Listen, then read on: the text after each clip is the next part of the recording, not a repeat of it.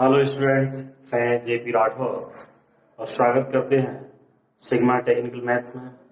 दोस्तों, हम लोग यहाँ पर स्टार्ट कर रहे हैं 10th क्लास का एनसीईआरटी से एप्लीकेशन ऑफ ट्रिग्नोमेट्री।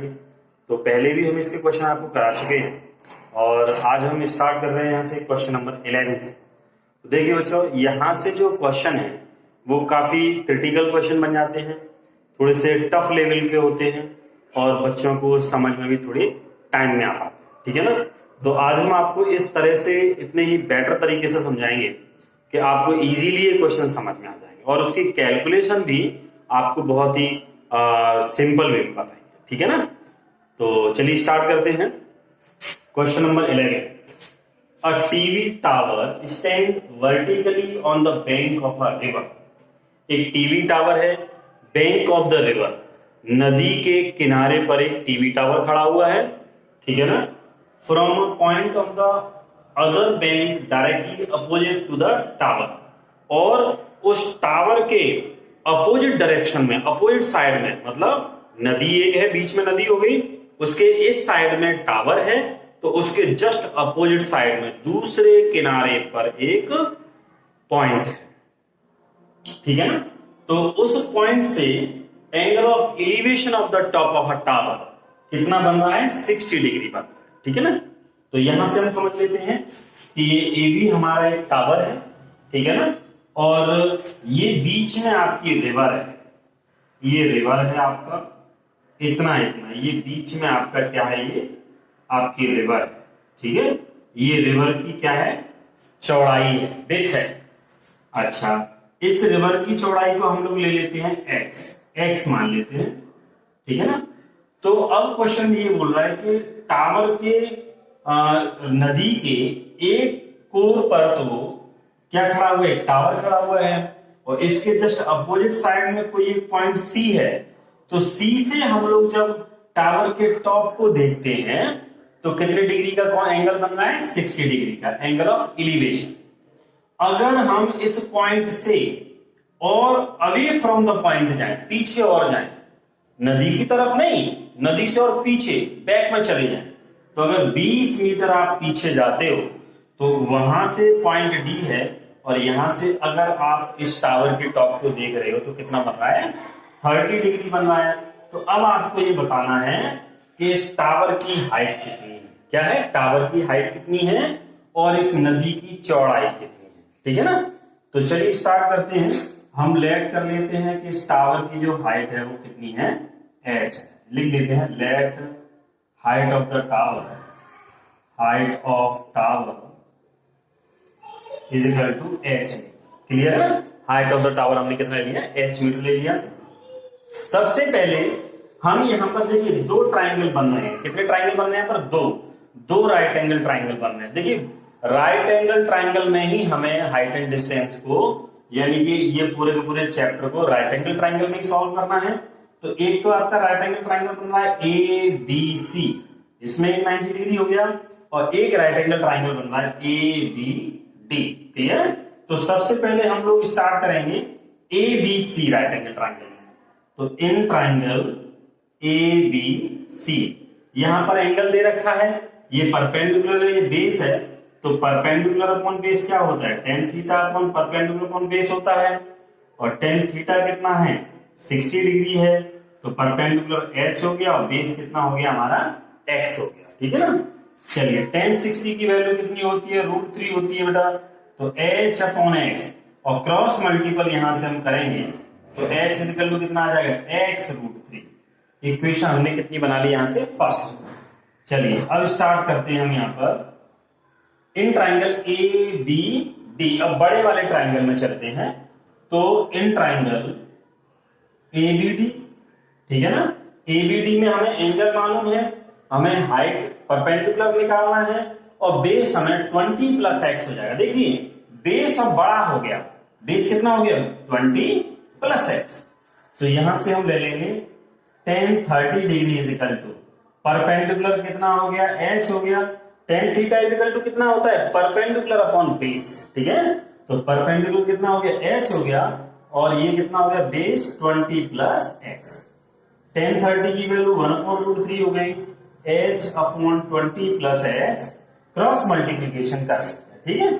तो 20 plus x is equal to h root 3। x की वैल्यू यहां से कितनी है, x रूट 3, तो रख दीजिए। तो 20 यहां रख देंगे। ये सेकंड इक्वेशन है। फ्रॉम फर्स्ट क्या लिखेंगे, फ्रॉम फर्स्ट से put h is equal to x root 3, ठीक है ना।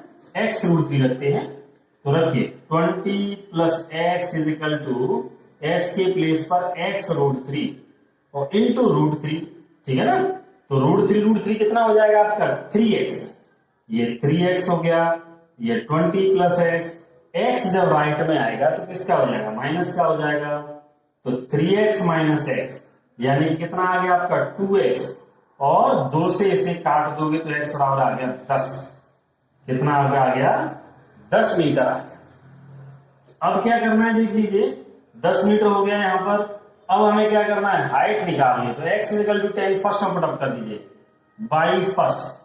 तो x is equal to x root 3, x की वैल्यू 10 रूट 3।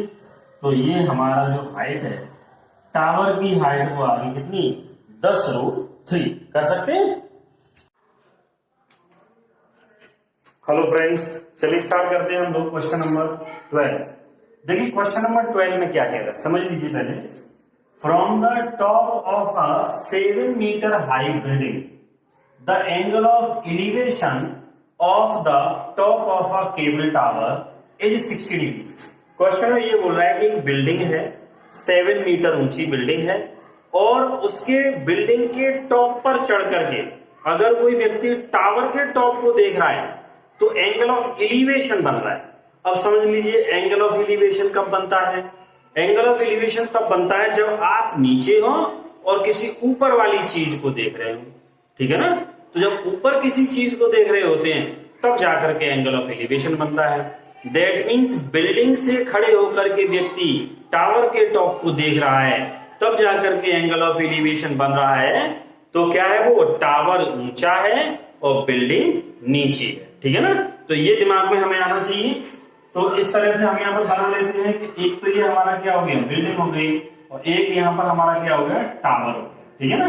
तो ये बिल्डिंग है और ये टावर है, ये टावर ऊंचा है। यहाँ पर ए बी हमने बिल्डिंग बना ली है और सी डी हमारा क्या है, टावर है। तो क्वेश्चन में क्या कह रहा है कि एक टावर है, बिल्डिंग है, बिल्डिंग 7 मीटर ऊंची है। कितनी है, 7 मीटर हाई बिल्डिंग ऊंची है, और उसके टॉप से खड़े होकर के एक व्यक्ति जब क्या देख रहा है, इसके टॉप को देखता है। तो एंगल ऑफ एलिवेशन कितना बन रहा है आपका, ये एंगल ऑफ एलिवेशन देखिए कहां से है, from the top of a 7 metre high building the angle of elevation of the top of a cable tower is 60। यहां से देख रहा है किसको, बिल्डिंग को, तो ये कितना बन रहा है आपका 60 डिग्री बन रहा है, ठीक है ना। एंगल ऑफ एलिवेशन कब बनता है, जब ऊपर की तरफ देखते हैं, पॉइंट ए से वो ऊपर की तरफ देख रहा है, ऊपर देख रहा है, तब जाकर के वो 60 डिग्री बन रहा है। तो आगे समझ में एंगल ऑफ एलिवेशन क्या होता है। अब देखिए आगे पढ़ते हैं। And the angle of depression of its foot is 45 degree. और फिर यहीं पर वो व्यक्ति खड़े होकर के क्या देख रहा है, डिप्रेशन नीचे। एंगल ऑफ डिप्रेशन मींस हम अपने प्लेन सरफेस से नीचे की तरफ देखते हैं तो एंगल ऑफ डिप्रेशन बनता है। तो जब वो यहाँ ए पॉइंट से इस टावर के फुट को देखता है तब एंगल ऑफ डिप्रेशन बन रहा है। तो एंगल ऑफ डिप्रेशन कितना बन रहा है भैया, 45। कितना बन रहा है आपका 45 degree. Determine the height of the tower. अब आपको इस टावर की हाइट फाइंड करनी है, ठीक है। अगर ये 45 है तो बाई ऑल्टरनेट इंटीरियर एंगल से क्या होगा, ये भी आपका 45 डिग्री का हो जाएगा, ठीक है। तो ये हमारा क्या है भाई, ये हमारा टावर है, ये हमारा क्या है, बिल्डिंग है, ठीक है ना। और हमने टावर की हाइट को कितना ले रखा है, टावर की हाइट को हमने h मान रखा है, ठीक है ना। अगर ये 7 है, देखिए अगर ये 7 है तो इधर भी हमारा कितना हो जाएगा, 7 हो गया, 7 मीटर। तो ये ऊपर कितना हो जाएगा, ये हो जाएगा h माइनस 7, h माइनस 7। इस पॉइंट का नाम दे देते हैं E। समझ में आ गया? अगर ये कंप्लीटली H है और ये 7 है, नीचे वाला सब्ट्रैक्ट कर दिया फुल में से, तो ये आ गया आपका H माइनस 7। ठीक है। टावर और बिल्डिंग के बीच की डिस्टेंस को हमने किससे रिप्रेजेंट कर रखा है? X से। अगर ये X है तो ये भी हमारा क्या होगा? X होगा। क्यों? क्योंकि बिल्डिंग और ये क्या है? टावर, दोनों ही पैरेलल खड़े हुए हैं। ठीक है, तो ये बीच का डिस्टेंस कितना होता है? इक्वल इक्वल हो गया। क्लियर है ना? तो चलिए फिर हम लोग स्टार्ट करते हैं। Let height of the tower, late height of the tower, tower की हाइट हमने h लेट कर रखी है। सबसे पहले हम लोग इस छोटे वाले ट्राइंगल में चलते हैं। देखिए मैंने आपको बताया था कि यहां पर ऐसे कितने ट्राइंगल हैं जो राइट एंगल ट्राइंगल बन रहे हैं। देखिए राइट एंगल ट्राइंगल हो और उसमें एंगल भी हमें पता हो, तो एक तो ए बी डी है जिसमें एक एंगल 45 मालूम है हमें, एक्यूट एंगल, और 90 डिग्री है, दैट मींस। तो देखिए सबसे पहले हम चलते हैं इन ट्राइंगल एबीडी में। अब एबीडी कौन सा है? A B D. ठीक है, तो एबीडी ट्राइंगल में चलेंगे हम लोग तो कितना आ जाएगा आपका? परपेंडिकुलर मालूम है, बेस मालूम है, तो परपेंडिकुलर अपॉन बेस क्या होता है? tan थीटा होता है। तो tan 45 is equal to perpendicular upon base. tan 45 is equal to कितना है? AB upon B। आगे समझ गया? अब AB की वैल्यू कितनी है हमारी? 7, तो 7 रख दी हमने, और BD की वैल्यू कितनी है? X, तो X पुट अप कर दी। तो X से क्रॉस मल्टीपल करेंगे तो X इज इक्वल टू कितना आ गया? 7। ठीक है, अच्छा अब हम दूसरे राइट एंगल ट्राइंगल पे चलेंगे तो CD क्या है? CE और A में चलेंगे। ठीक है ना, या CAE में चलते हैं। चलिए इन ट्राइंगल CAE, तो यहां पर कितना है? वही परपेंडिकुलर और बेस है, तो tan 60 डिग्री इक्वल टू कितना हो जाएगा? परपेंडिकुलर अपॉन बेस, तो h minus 7 upon x, h minus 7 upon x। ठीक है, दूसरा tan 60 की वैल्यू √3 होगी, और ये हमने h माइनस 7 अपॉन 7 लिख दिया। x की वैल्यू हमारे पास कितनी है? 7, तो यहां से हम लोग 7 लिख लेंगे। ठीक है, अब 7 का हमने क्रॉस मल्टीपल किया तो 7√3 is equal to h minus 7। Minus 7 को लेफ्ट में भेजेंगे तो प्लस का 7 हो गया, और 7 दोनों में से हमने कॉमन ले लिया तो √3 प्लस 1। ठीक है, तो h is equal to finally हमारा आंसर आ गया √3 प्लस 1। 7 कॉमन ले लिया हमने। ठीक है, तो 7 ब्रैकेट में √3 प्लस 1 मीटर आपका आंसर आ गया।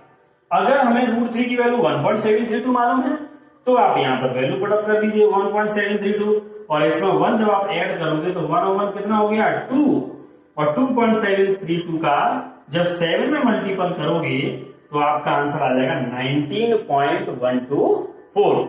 ये हमारा आंसर करेक्ट आ जाए। कर सकते नहीं कर सकते आप? ठीक है, देखते हैं हम लोग क्वेश्चन नंबर 30। तो 30 क्वेश्चन क्या कह रहा है? As observed from the top of a 75 metre tall light house, एक 75 मीटर ऊंचे लाइट हाउस से ऑब्जर्वेशन किया जा रहा है कि नीचे जो समुद्र में शिप आ रहे हैं, ठीक है, वो उन दोनों शिप के जो एक शिप दूसरे शिप के पीछे आ रहा है, तो उस लाइट हाउस के उस टॉप से नीचे देखने पर दोनों शिप का जो एंगल ऑफ डिप्रेशन है वो कितना कितना बन रहा है? 30 डिग्री और 45 डिग्री बन रहा है। ठीक है ना, so if one ship is exactly behind the other on the same side of the lighthouse, light house की एक ही तरफ एक शिप दूसरे शिप के पीछे आ रहा है, तो ये सब कहां से हम ऑब्जर्व कर रहे हैं? लाइट हाउस के ऊपर टॉप से खड़े होकर। ठीक है ना, तो हमें क्या फाइंड करना है कि उन दोनों शिप के बीच की डिस्टेंस कितनी। ठीक है, चलिए स्टार्ट करते हैं।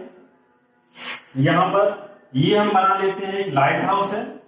ठीक है ना, ए बी हमारा एक लाइट हाउस हो गया, और लाइट हाउस ये बिल्कुल समुद्र के बिल्कुल किनारे पर बना हुआ है, बैंक ऑफ द सी। तो किनारे पर बना हुआ है तो क्या होगा? इधर से आ रहे हैं, इधर से एक ये शिप है और एक ये शिप है, तो क्या हो गया? सेम साइड में हो गया लाइट हाउस के, और लाइट हाउस के इस टॉप से ऑब्जर्वेशन किया जा रहा है कि इधर शिप जो किधर आ रहे हैं? लाइट हाउस की ओर आ रहे हैं। ऊपर से देखने पर कितना कितना एंगल बन रहा है? एंगल ऑफ डिप्रेशन कैसे बनेगा? इस तरह से बनेगा। कितना कितना है, एक एंगल है हमारा कितना 45 डिग्री है और दूसरा एंगल कितना है, ये हमारा कितना है 30 डिग्री। आगे सोनी आ गया। तो फुल एंगल हमारा कितना है 45 है और ये वाला एंगल कितना है 30 डिग्री है। तो ऑल्टरनेट इंटीरियर एंगल से क्या होगा, अगर ये हमारा 30 डिग्री है तो ये भी हमारा कितना हो जाएगा 30 हो जाएगा। क्लियर है। और ये कंप्लीट एंगल इतना, ये टोटल एंगल जो है ये कंप्लीट एंगल 45 है, तो फिर ये वाला एंगल भी हमारा कितना हो जाएगा 45 by the help of alternate interior angle. ठीक है ना। चलिए अब हमें क्या फाइंड करना है भाई, हमें लाइट हाउस की ऑलरेडी हाइट दे रखी है। कितनी दे रखी है 75 मीटर। आप चेक कर सकते हैं कि कितनी दे रखी है 75 metre tall light house, 75 metre लंबा लाइट हाउस है, उसकी ये लेंथ दे रखी है। और हमने उन दोनों शिप के बीच की दूरी को, डिस्टेंस को हमने क्या रेट कर रखा है x मीटर। तो हमें फाइनली यहां पर क्या फाइंड करना है, डिस्टेंस बिटवीन द शिप्स। तो अब इसको हमने y लेट कर रखा है। ठीक है ना। नंबरिंग दे देते हैं, पॉइंट नाम दे देते हैं A B C और ये हमारा क्या है आपका D।